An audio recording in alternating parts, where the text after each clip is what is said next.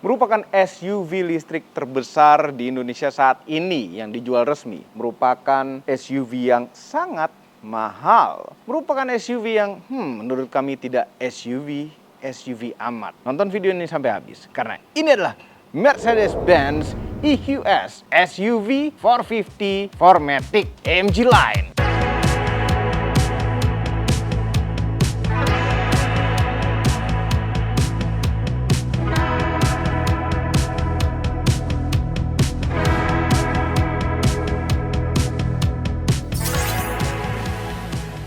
Halo YouTube, selamat datang di channel Motomobi. Yes, Mercedes-Benz EQS.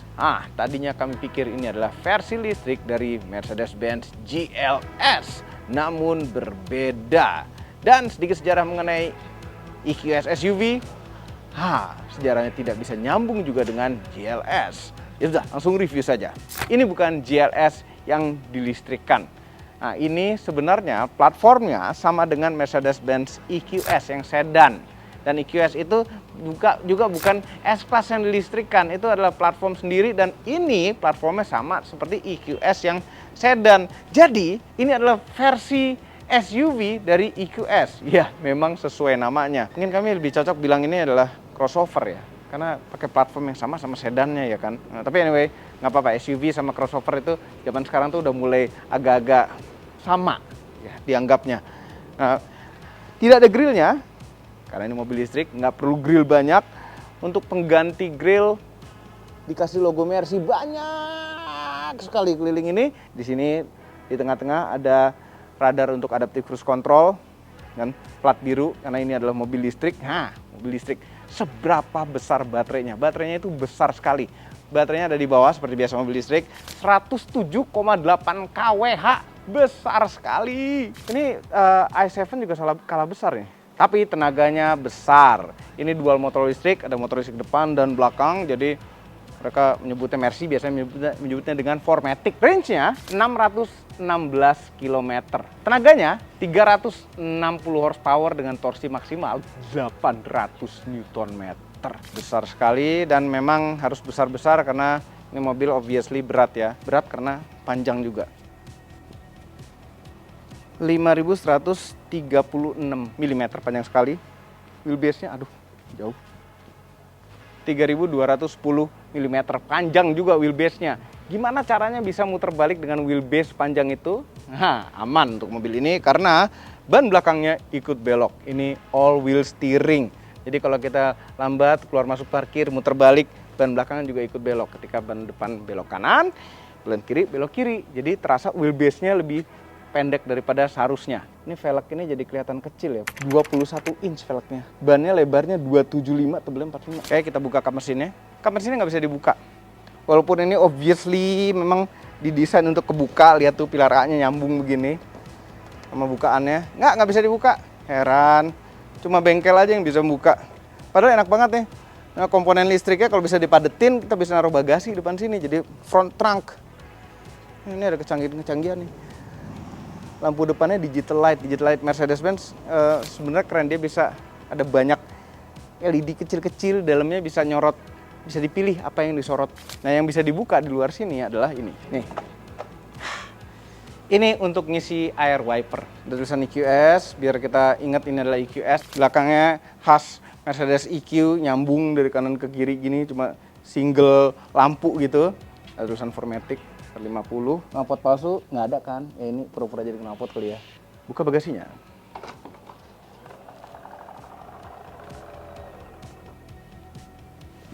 Kok ada suara korok. SUV 7-seater, jadi ada 3 row dan masih sisa bagasi yang lumayan gede. Ini ada kabel charger buat ngecharge di rumah. Ini segitiga pengaman kan ya? Pengaman. Ini adalah P3K ya. Ini kabel cuma buat konektor aja ke charger wall yang umum yang nggak dikasih kabel. Di bawah sini ada tempat buat naro pembatas. Ini kita bisa lipat tentunya. Ini ada tombol, nggak terjadi apa-apa. Yang kelipat malah jok row kedua. Row ketiga itu masih mechanical pakai otot. Ini lipat dulu. Nggak mau.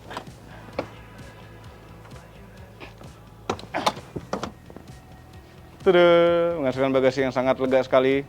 Tapi belakangnya row ketiga pakai otot. Untuk membalikin row ketiga pakai otot juga, nggak ada elektrik di sini. Ini malah buat row kedua. Ini mobil kalau dibanding sama GLS ini agak pipih ya bentuknya. Agak pipih, terus udah gitu di bawahnya masih ada baterai tebel pula. Jadi space di dalam harusnya tidak sebesar GLS.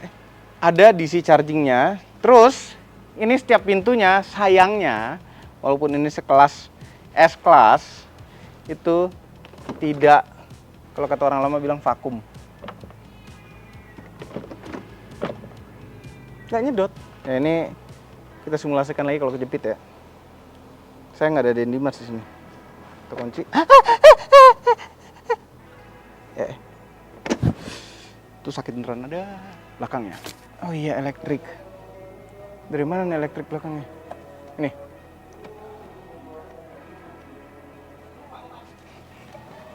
Kok segini doang? Lanjutin pakai ini. Jadi cara naik turunnya tuh begini, dengan dari kiri kan, row ketiga. Tunggu kurus. Lega kalau begini ya. Sini banyak tempat-tempat ya. Ada cup holder kanan kiri dan ada tempat naruh-naruh sini. Terus ini ada 2 buah colokan USB-C, di kanan juga ada 2 buah colokan USB-C. Jadi bisa nge-charge 2 device satu orang di belakang sini. Ada armrestnya, tengah tentu nggak ada armrestnya. Headroom masih aman, tipis, hampir kena tapi aman. Ada seat belt juga 3 titik yang bisa diselipin di sini. Sekarang kelegaannya. Udah nggak mau mundur lagi, harus dari pintu. Oke, nah segini nempel udah dengkul kami. Kalau dimundurin lagi mejret. Coba duduk depan seberapa Rian? Gul, aman dengan jok depan? Jauh ya, ini hampir sama posisi nyetir kami. Kaki masih bisa masuk. AC-nya sudah dinyalakan, di aman. Kita buka sunroofnya. Pakai apa ini? Nah, nggak dikasih ya tabletnya. Jadi tablet ini isinya adalah MBUX juga sama di depan. Yang bisa dicopot, dibuat main-main, termasuk untuk buka ini, fungsi-fungsi macam-macam di mobil ini. Ini ada tempat naruh handphone, wireless charging. Nah, nge-charge. Yes. Lo nggak bisa bagian tengahnya aja diturunin gitu nggak? Bisa nggak sih? Bisa deng. Belah ini. Belahnya tuh 40, 20, 40. Ada. Nah, itu dia. Ada 2 buah cup holder di armrest tengah. Ini nggak ada tirainya, sayang sekali. Nah, ini buka atapnya itu pakai remote yang di sini tadi nggak ada. Ini di belakang posisi nyetir kami, jarak dengkul dengan jok depan jauh sekali. Ya, dengan posisi yang paling mundur, kaki masih bisa masuk juga. Joknya tuh sebenarnya enak, ya lumayan empuk lah, masih oke, nggak empuk-empuk amat, tapi masih oke, tinggi gitu, menyangga paha kita dengan baik. Cuma kayaknya agak kurang wah aja kalau kita ngelihat nih ya, agak kurang wah aja gitu, nggak seperti melambangkan S-Class-nya SUV, cuma ya di GLS nggak terlalu gitu-gitu amat juga. Ada ambient light-nya lagi di set warna pink, kenapa warna pink ya, pink orange. Manas jok belakang, nggak ada pendingin. Jok ini bisa diatur elektrik, maju mundur, dan mobilnya mati sendiri karena kita tidak duduk di depan. Senderan bisa diatur gini, tapi sayangnya paling nyender ya segini. Ini ada posisi paling nyender. Headrestnya enak sekali. Ini ada tambahan bantalnya lagi yang menyangga kanan kiri. Jadi kalau kita jalan jauh mau bobo tuh enak. Duduk di tengahnya, ada tonjolan di sini. Jadi harus agak nyelonjor gitu tuh kan. Harus begini. Kontrol AC belakang bisa diatur sini. Kalau nggak salah di layar itu juga bisa, termasuk mengatur arahnya dan auto. Ada ventilasi AC di tengah, ventilasi AC di pilar A, dan tadi di belakang juga kami udah bilang belum sih di pilar A, B, C. C itu ada ventilasi AC juga untuk row ketiga. Kasta terendah dalam keluarga. Ini ada Isofix-nya. Bukanya gimana Isofix? Nah, tuh dia. Buat naruh car seat. Baik. Karena ini mobil listrik, nggak ada hubungan mechanical dari depan ke belakang, nggak ada knalpot, jadi bisa rata. Nggak ada pos tidur sama sekali. Tempat nyimpen di belakang jok, ada tempat naruh ini. Kalau zaman dulu Mercy itu jaring ya. Kantong pintu juga lega, bisa naruh botol. Terus ini ada tempat buat 2 buah colokan USB-C. Kalau zaman dulu asbak banget tuh. Oke. Langsung kita nyalain mobilnya. Hyper screen, ini total layar pada dashboard ini ada 50-an inch kalau nggak salah.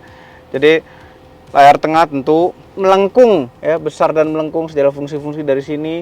Instrumen cluster full layar juga, dan penumpangnya dapat layar juga.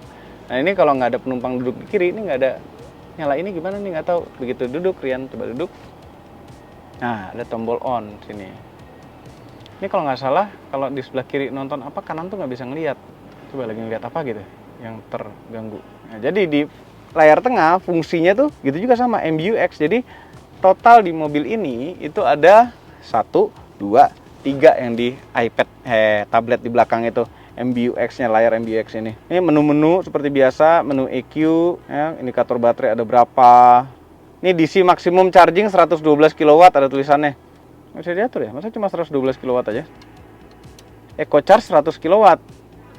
Kalau ini 112, oh karena mungkin baterainya 75% kali ya. Kalau baterainya lebih habis lagi, DC maksimum chargingnya mungkin lebih. Ini untuk buka soket flap, untuk buka tutup tangki, tutup charger, close. Oke, buka doang, close-nya nggak bisa, kita tutup manual. 5 minutes later. Konsumsi listriknya juga ada di sini secara grafik ya. Ini lagi pol banget karena tadi habis di shoot. Back, setting. Nah ini nih, kalau kita naik mobil, contohnya mobil Mercy ini ya, mobil mewah, penuh dengan fitur safety ya. Kalau kami sih, kami selalu mematikan active brake assist off ya, karena kondisi di Indonesia itu secara umum berbeda dengan kondisi lahirnya mobil ini, jalanannya ya. Jadi bisa tahu-tahu motor motong apa, ini ngerem mendadak malah menimbulkan bahaya ke sundul dari belakang. Nah, kamera cover tuh ada di logo Mercy di belakang. Jadi ini kita bisa pencet open kamera cover untuk hanya membersihkan. Parking, mobil ini bisa parkir sendiri. Driving, vehicle, ya segala setting-settingan lah di sini. Oke, comfort setting, bisa mijet joknya kanan dan kiri untuk di depan. Ambient light juga bisa diatur dari sini. Kita ganti yang biru merah aja. Biru merah kan? Phone ini bisa wireless Apple CarPlay, Android Auto. Nah, ini mode off-roadnya. Mode off-road kita bisa menampilkan segala macam nih, kemiringan. Jadi ini di kantor kita nih bagian ini miring 2 derajat ke kanan. Terus suspensinya posisinya di mana? Suspensinya karena ini airmatic, jadi bisa dinaik turunin. Ada level tinggi sama level rendah, itu saja. Di sini bisa kita ganti-ganti juga. Drive, tire temperature, posisi, GPS. Nih, kita naikin. Tapi kayaknya nggak bakalan naik. Nah, kemarin dicoba nggak naik. Nggak naik. Kalau kita ganti off-road mode, nggak naik sih. Depan turun ada indikasi. Nah, ini level 1 nih. Ada naiknya lah dikit ya. Sebenarnya bisa off-roadnya, off-road nggak berat-berat amat. Karena dia suspension travelnya nggak terlalu jauh. Tapi all-wheel drive, dia bisa torque vectoring dengan mudah karena ini adalah mobil listrik ya kan. Ada hill descent control, matiin traction control juga di sini.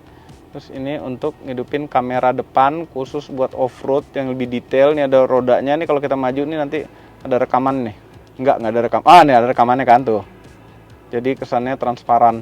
Untuk urusan AC dia selalu ada di bawah sini. Kami sukanya begitu. Jadi nggak usah masuk menu dalam untuk ngatur blower. Ini kan dual zone nih, kanan kiri nggak. Ada 4 zone di mobil ini. Jadi belakang situ row kedua juga ada 2 zone, jadi ada 4 zone. Ngatur temperatur dan ngatur blowernya, ini ada dual blower juga. Jadi di depan tuh bisa individual blowernya. Tapi kalau mau lihat menu lebih dalam lagi, bisa kita pencet climate menu untuk ngatur arah sama sync dan echo. Second row kita bisa atur dari sini. Dan ternyata blowernya pisah, jadi ada 4 zona temperatur dan 4 zona blower. Row ketiga kita juga bisa atur untuk cuma blower aja yang bisa diatur. Air quality, nah ini please insert perfume, nggak ada perfumenya. Jadi ada ionization, preliminary climate control, edit departure time, dia bisa nyala sendiri pendinginannya biar sebelum kita masuk mobil bisa diatur seperti itu. Ini ada satu bar begini, start stop engine button tengah, hazardnya ada di sini, tuh ada lampu nyala, lucu. Terus ini ada driving mode, ada 5 driving mode, dan yang individual yang bisa diatur tuh tenaga, suspensi, setir, sama ESP. Ini sebenarnya tombol sentuh, jadi ini sebenarnya satu kesatuan tombol nih, cuma jari kita jatuh di mana itulah yang dipencet. Jadi kayak gini. Ini ada volume audio, jadi nggak pakai volume puter-puteran, tapi pakai tombol ini juga. Ini ada untuk ininya, nyelamatin audio, silent, dan fingerprint. Jadi kita bisa ikut profile kita dari fingerprint kita. Setirnya flat bottom, dan ini setir karena ini adalah AMG line trimnya. Ini setirnya setir AMG. Kami suka ada bentuknya tuh keren sekali setirnya. Cuma lagi-lagi ini urusan sentuh menyentuh. Oke, jempol kanan yang bagian atas itu untuk ngatur MID ya, di instrumen cluster. Home, back, terus di sini ngaturnya. Oke. Yang bawahnya untuk cruise control, adaptive cruise control. Jempol kiri atas untuk mengatur layar tengah. Yang bawah untuk mengatur volume audio dan audio teman-temannya. Nah, ngatur volume itu geser-geser gitu. Ini juga geser-geser kami nggak suka. Ini agak susah ngatur untuk orang yang seumur kami ini. Nah, di balik setirnya ada plus minus. Bukan untuk pindah gigi karena ini adalah single gear. Itu untuk mengatur recuperation-nya. Recuperation tuh kalau bahasa mobil listrik sekarang tuh adalah regenerative braking-nya seberapa kuat. Strong recuperation. Normal. No recuperation kalau ditahan lama. Intelligent recuperation. Sebelah kiri Mercedes-Benz untuk urusan sen dan wiper sama high beam. Sebelah kanan adalah shifternya. Ini adalah shifter yang bentuknya sama seperti sennya. Tidak dimuliakan shifter itu. Instrumen cluster tentu ini bisa diganti-ganti gaya ya, mau klasik, mau sport. Termasuk head-up display-nya juga kita bisa atur dari sini. Bentuknya apa ini? Off-road juga bisa nih. Head-up display-nya keren banget nih off-road. Di sebelah kanan ada untuk urusan lampu. Lampunya tentu auto headlamp, lampu parkirnya tuh, fog lamp, dan ini untuk engage dan lepas rem tangan. Engage-nya dipencet, lepasnya ditarik. Di pintu ada untuk pendingin jok atau ventilasi atau pengangin-angin, ada pemanas juga. Bisa nyala bareng sama tombol yang sekali pencet rame-rame juga, dan ada 3 memory seat. Kita bisa mengatur jok kiri depan dengan pencet ini dan maju mundurin. Nah, Mercedes-Benz zaman sekarang ini tuh kayak sebenarnya cuma didorong aja, bukan tombol gitu rasanya. Sama ini juga semi sentuh juga ini. Lock unlock di sini. Kantong pintu lega sekali, ada tempat botol, ini ada untuk buka bagasi, ngumpet di bawah sini. Terus ini kami suka sekali ngeliat ini, ventilasi AC paling keren. Bentuknya turbin. Di bawah ada tempat yang sangat besar sekali. Ada 2 buah colokan USB-C lagi di depannya. Ini ada karet buat menjepit sesuatu kalau ada yang mau dijepit. Konsol tengah, dalam sekali tuh. Ada 2 buah colokan USB-C lagi. Jadi kaya sekali akan USB-C mobil ini. Terus ini ada tempat nih. Nih naruh handphone, wireless charging, ada 2 buah colokan USB-C lagi. Jadi di depan sini ada 1, 2, 3, 4, 5, 6. Ada 6 colokan USB-C. Ada 2 cup holder yang bisa diumpetin. Jadi bisa jadi tempat penyimpanan yang gede aja, bukan jadi cup holder. Ada lacinya, bukanya dipencet gini. Lacinya nggak terlalu besar. Spion tengah, model frameless. Nah, ini untuk buka blind yang di atas, dicolek seperti itu, dia akan terbuka. Kalau kita colek sekali lagi, dia akan terbuka semua. Untuk kampanye ini bagus sekali, dia bisa lega sekali membukanya kali. Nggak lega-lega amat, cuma segini. Coleknya harus kurus. Dan ini untuk mengoperasikan lampu-lampu. Tentu ada vanity mirror. Iyalah, kok tipis amat ya, kayak dari plastik itu. Nggak plastik sih, empuk-empuk sih. Saatnya kita coba jalan.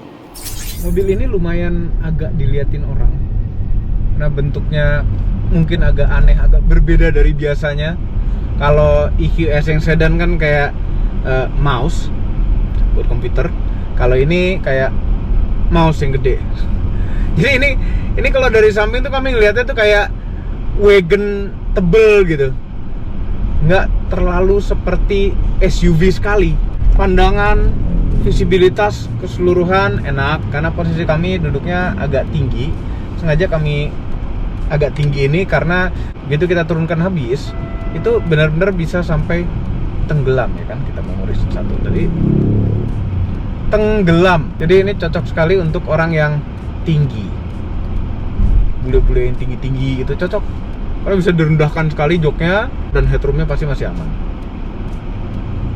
Dan ini posisi nyetir kan ya enak lah. Dengan mobil Eropa kan selama joknya bisa 8-way minimal, jadi depannya bisa naik turun dan setirnya bisa tilt dan teleskopik yang jauh, itu pasti posisi duduk enak. Dan ini elektrik, ngatur setirnya. Dan kami tidak posisikan paling dekat. Biasanya kami tuh posisi nyetir yang teleskopik itu selalu kami setel paling dekat. Kalau ini nggak perlu paling dekat. Gini udah cukup enak.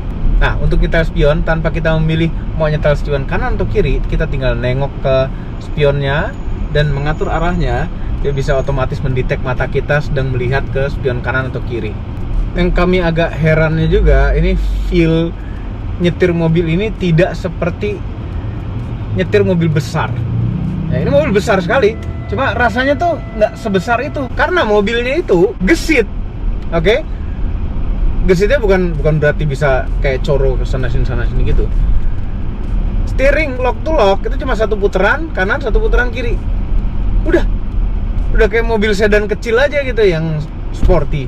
Terus rear wheel steering yang membuat radius putarnya itu kecil sekali sehingga parkir yang agak sempit, manuver yang perlu ekstra itu enak. Nah, ini suspensi, posisi tidur yang kecil-kecil, empuk. Ini Mercedes dibandingkan dengan BMW kan dari dulu tuh Mercedes lebih nyaman, tapi BMW lebih sporty. Nah, sekarang kembali lagi tergambar pada mobil ini, Mercedes itu nyaman. Walaupun sebenarnya belakangnya ada sedikit ngayun-ngayun, tapi nyaman. Oke, kami tidak terlalu suka bagian remnya. Remnya khas Mercedes juga. Tapi Mercedes sekarang kekhasan itu udah hilang. Khasnya itu bukan khas yang enak ya.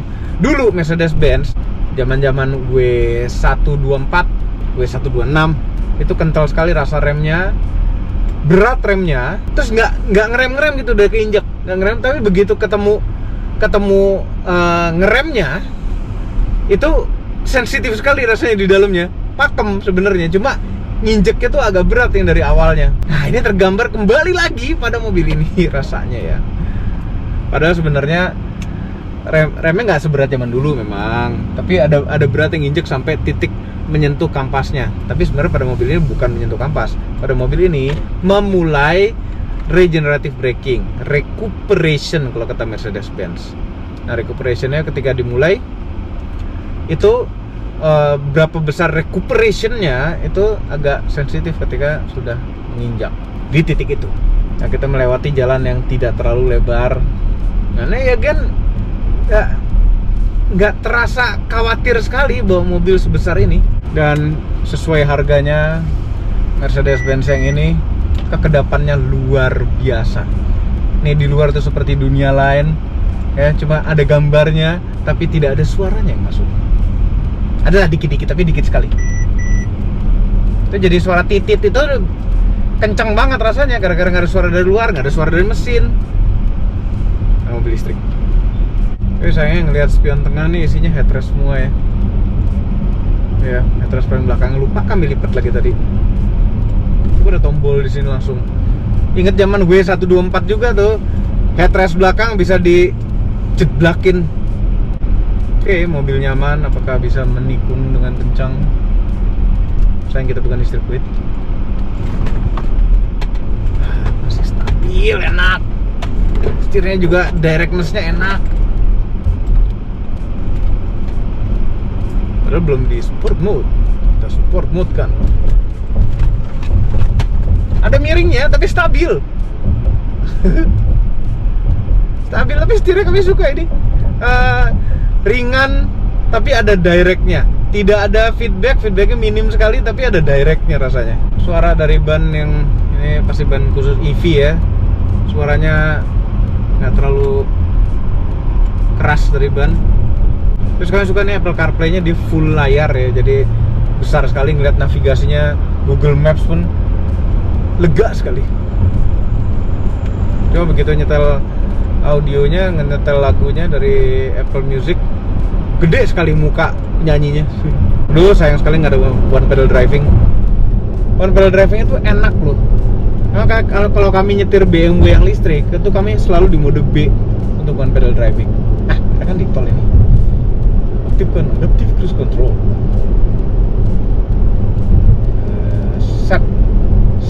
Set. Sambungan jembatan di tol nyaman. Didukung sama mobil yang berat. Lebih enak, mobil itu lebih diem gitu kalau mobil berat. Nyaman. Kalau kita sport mode kan, suspensinya akan mengeras. Langsung terasa lebih keras, walaupun masih sangat nyaman. Kami waktu nyetir GLS, selalu suspensi kami set di sport. Karena agak mengayun-ngayun. Kalau ini nggak terlalu mengayun-ngayun, mungkin karena lebih berat daripada GLS kali ya. Oke, nih siapa tahu dapat ya. Kita tes 0-100, kita pindah ke sport mode. Kita matikan AC, traction control tetap hidup. Siap. 1, 2, 3. Kenceng tapi nggak wuk gitu. 100. Wih. 5,73 detik kalau GPS bener, tapi bener sih harusnya. Iya, kenceng, mobil berat, pakai boros, yes.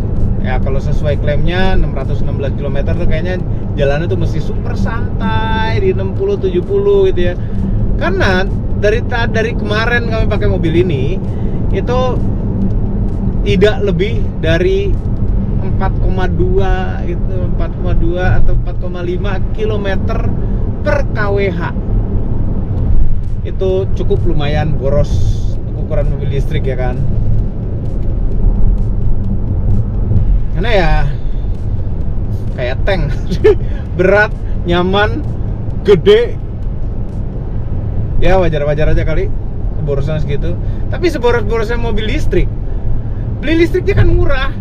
Jadi ya santai lah. Apalagi orang kalau mampu beli mobil ini 3,6 M. 3,6 berapa tuh harganya? 3,6 miliar. Masih mikirin biaya listriknya berapa? Jual aja mobilnya. Kalau bicara plus minus, eksterior plusnya itu menurut kami unik. Minusnya eksterior adalah kurang laki, kurang gagah. Oke. Interior ini cukup unik juga ya, dia penuh rame ambient light itu kalau malam yang warnanya bisa kita ganti. Ada Hey Mercedes juga untuk voice command-nya. Hey Mercedes, how may I help you? I'm cold. I'm increasing the temperature to 18 degrees. Ya, dari 16 dinaikin ke 18. Hello Mercedes. Hey Mercedes, how can I help? close the sunroof blind. I'm closing the roller sun blind on the sliding sunroof. Namanya roller sun blind. Oke, thank you. Mobil ini sudah terlalu canggih sekali, kebanyakan teknologi di dalamnya, mungkin kadang-kadang suka bingung. Tapi pertanyaannya gini, apakah ini worth it 3,6 miliar? Ya kalau punya duit segitu sih aman-aman aja, mungkin worth it aja. Karena sekarang 7-seater besar elektrik tuh apalagi, tidak ada pilihan lain, hanya ini. Tapi nanti akan datang, bukan kelas ini sih, VVID bus. Kalau yang mobil premium elektrik 7-seater gede, ini doang, nggak ada pilihan lain. Overall, mengenai Mercedes-Benz EQS merupakan mobil yang tepat untuk Anda penggemar Mercedes-Benz yang fanatik dan butuh mobil listrik berpenumpang banyak yang nyaman. Tapi yang penting sebelum memiliki ini dipastikan Anda kaya sekali dulu. Karena mobil ini tidak murah. Semua ini adalah opini pribadi saya. Kami tim Motomobi tidak dibayar oleh siapapun dan apapun yang terlihat pada video ini. Jangan lupa tekan tombol jempol ke atas dan subscribe channel Motomobi, Mobi dan Nesmobi apabila belum berikutkan tombol loncengnya. Share video ini ke seluruh dunia melalui sosial media Anda dan jangan lupa follow sosial media kami semua termasuk Instagram. Cek motomobinews.id untuk berita-berita otomotif terbaru. Terima kasih telah menonton.